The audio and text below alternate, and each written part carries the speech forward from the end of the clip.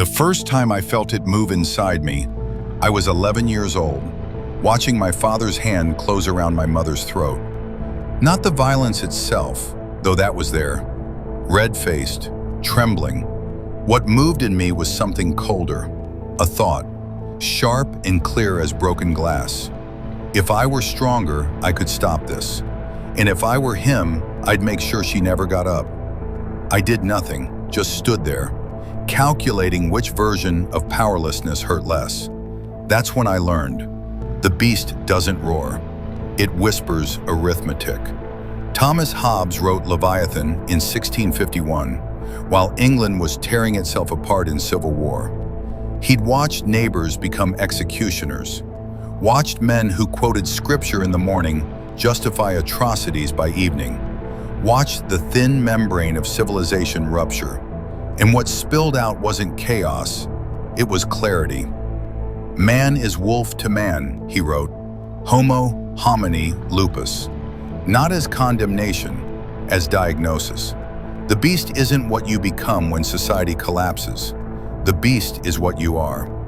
And society is the cage you've agreed to call freedom. I was 16 when I broke someone's nose. Not in a fight, in calculation. Marcus had humiliated me in front of Sarah Chen, made a joke about my father, the kind that makes a cafeteria go silent before it erupts into laughter. He knew what he was doing, knew exactly where to press. I waited 3 weeks, caught him alone in the parking lot after practice. No witnesses, no cameras in that corner. I checked. He was putting his gym bag in his trunk when I hit him. Not wild, not angry, precise. The way you'd hammer a nail. He went down, blood sheeting from his nose, shock in his eyes. Not from pain, but from the realization that I'd planned this, that I'd waited, calculated, chosen my moment with the patience of something that doesn't forgive. Say his name again, I told him. I fucking dare you. He didn't. What disturbed me later wasn't the violence. It was how good it felt, how clean, how every second of those 3 weeks I'd fantasized about it, refined it, perfected the angle and force and timing. The beast had been awake the whole time, and I'd fed it. Hobbes understood this. In the state of nature, that theoretical space before laws and police and consequences, there is no injustice, no right or wrong, only power and its absence. Marcus took my dignity. I took his blood. Equivalent exchange. The beast keeps perfect ledgers.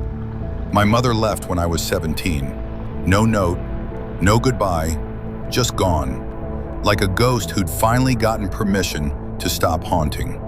I found my father in the garage, staring at the space where her car used to be. He looked small suddenly, breakable. She'll come back, he said. No, I told him, she won't. Something in my voice made him look at me, really look, maybe for the first time. You sound happy about it. I was, not because I hated her, though I had reasons, because somewhere in the mathematics of suffering, her escape meant my imprisonment had an end date. She'd gotten out. That meant the cage had a door. You did this, he said, voice cracking. She left because of you. You made her. I laughed, actually laughed, because the beast recognizes its own. And in that moment, watching him try to rewrite history, to make himself the victim of his own violence, I saw it clearly. He was weak, had always been weak. The brutality wasn't strength.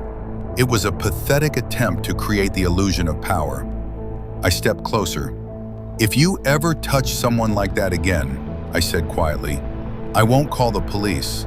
I'll finish what you started on yourself years ago, and I'll make it look like you finally grew the spine to do it.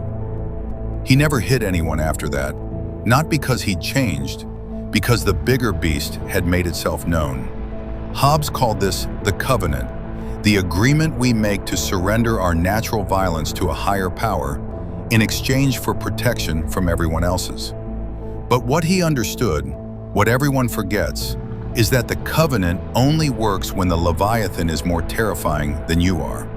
Sometimes you have to become the Leviathan. I was 23 when I destroyed someone completely. Her name was Rachel. We worked together at a legal firm, me as a junior analyst, her as the golden child everyone knew would make partner before 30. Brilliant, connected, untouchable. She made one mistake. She trusted me. We'd bonded over late nights and client emergencies, the kind of foxhole intimacy that feels like friendship. She told me things about the senior partner she was sleeping with, about the client files she'd altered to cover billing discrepancies. Small sins, the kind everyone commits, the kind that only matter when someone decides to make them matter. I decided, not out of rage or jealousy, though I could have justified it that way, but because an opportunity emerged. A position opened up, and there was Rachel, standing between me and what I wanted. The beast doesn't need justification, it needs clearance. I documented everything, every conversation, every admission, every compromising detail she'd shared in confidence. Then I packaged it carefully, not as an attack, but as concerns brought reluctantly to the ethics committee. I made sure my hands looked clean. They fired her within a week, escorted her out by security while the office watched in silence. Her career didn't just end, it detonated. In an industry built on reputation, I'd made her radioactive. I got the position. She sent me one email after. I told you those things because I thought you were my friend. I never replied. Because here's what Hobbes knew that Rousseau and Locke and all the optimists refused to accept. There is no social contract we wouldn't break if the benefit outweighed the cost. Friendship, loyalty, love. These aren't foundations, they're negotiations. And every negotiation has a breaking point. Rachel's friendship was worth less than my advancement. The beast does the math, always. I'm 31 now, successful by most metrics, partner at a different firm, engaged to someone who thinks I'm decent, maybe even good. She doesn't know about Marcus or Rachel, or the ways I've quietly, systematically removed obstacles and competitors over the years, the recommendations I've withheld, the rumors I've strategically failed to correct, the moments I've watched someone drown and chosen not to extend a hand. She doesn't know because I've become fluent in the performance of humanity. That's the real skill. Not suppressing the beast, but learning to let it feed while maintaining the appearance of civilization. Hobbes understood this too. The Leviathan doesn't eliminate our nature. It just forces us to outsource our violence, to channel it through acceptable systems. The law, the market, the institutions that let us destroy each other with paperwork instead of weapons. We're all beasts. We've just professionalized the killing. Last week she asked me something. We were in bed, that vulnerable space between sleep and consciousness where truth sometimes slips through. Do you ever worry you're not a good person? I could have lied, should have probably. Instead I said, I don't think about it that way. What way do you think about it? I was quiet for a long time. Hobbes wrote that in the state of nature, notions of right and wrong have no place. There's only what you can take and what you can keep. We pretend civilization changed that, but it didn't. It just made us better liars. She pulled away slightly. I felt the distance open between us like a wound. That's bleak. It's honest. So you think everyone's just pretending? That underneath we're all not pretending, I interrupted. Performing. There's a difference. Pretending implies you're hiding something you're ashamed of. Performing means you understand the role civilization requires and you play it well. And which are you doing? The beast stirred. Always does when someone asks the right question. Both, I said. I'm ashamed of how easy the performance is. Here's what they don't tell you about self-awareness. It doesn't make you better, it makes you efficient. I know what I am. I know the calculations I make, the lines I cross, the distance between the person I perform and the thing that lives beneath. And that knowledge doesn't generate remorse or transformation. It generates precision. Because once you stop pretending the beast is separate from you, once you accept that it's not an aberration but your nature, you stop fighting it. You learn to aim it, use it, feed it strategically. Hobbes was right. Life in nature is solitary, poor, nasty, brutish, and short. We built civilization not because we transcended that nature, but because we recognize we destroy each other without rules. But the rules are just agreements, and agreements break.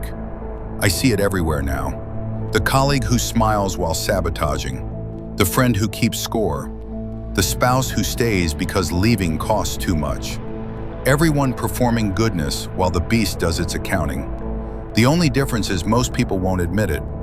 They'll insist they're different, that their beast is smaller, or tamed, or non-existent, that the violence they commit doesn't count because it's legal, or justified, or someone else started it. But I've learned to recognize my own kind. We're the ones who don't flinch when asked what we'd do if no one was watching, because we already know. My father died last year. Heart attack. Quick, they said. Didn't suffer. I didn't cry at the funeral. Didn't feel much of anything, really. Just stood there watching them lower him into the ground and thought, one less Leviathan. My fiancée held my hand, whispered that it's okay to grieve, that complicated relationships don't make the loss less real. She's kind, genuinely kind, I think. The sort of person who still believes in redemption, in change, in the fundamental goodness of people. I wonder sometimes what she'd do if she really knew me. Not the performance, but the architecture beneath, the careful brutality, the beast that's been awake since I was 11 years old, watching and learning and perfecting its craft. Would she leave? Would she try to fix me? Would she recognize that there's nothing to fix because this isn't broken, it's built? I don't know, and I don't ask. Because the beast's greatest trick isn't hiding. It's making sure no one ever asks the questions that would expose it. Hobbes wrote that the life of man in the state of nature is a war of all against all. But he missed something crucial. The war never ended. We just moved it indoors, gave it rules, made it subtle.